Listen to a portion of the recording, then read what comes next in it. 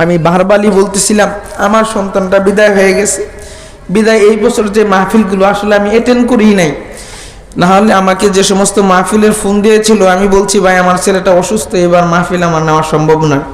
আপনাদের এখানে যে কাজীমুদ্দিন ভাই আছে খুব মহিবিন, আমার মসজিদের কাজগুলো সে করেছে, হঠাৎ করে ফোন দিল, আমি কিছু ভাই ইনশাল্লাহ আমি যাব। আসলে আমি এখন আমার ছেলে মারা গেছে 1 মাস 10 দিন প্লাস, আমি আসলে তেমন মাহফিলে যাচ্ছি না, শুধু আশেপাশে যে মাহফিলগুলো শুধু এগুলোই অ্যাটেন্ড করতেছি। আমি এটার দ্বারা এই জন্য বোঝাচ্ছি আমার ছেলে আব্দুল্লাহ ওসামা মাত্র 3 মাস 3 দিন বয়স, আমার ছেলেটাও বিদায় হয়ে গেল। আমার আগে আমার ইচ্ছা ছিল আমার সন্তানটা আমাকে লাশ দাফন করবে, আমার জানাজার পড়াবে, আমি বাবা হয়ে সন্তানের লাশটাকে জানাজারটা পড়াইতে হয়েছে।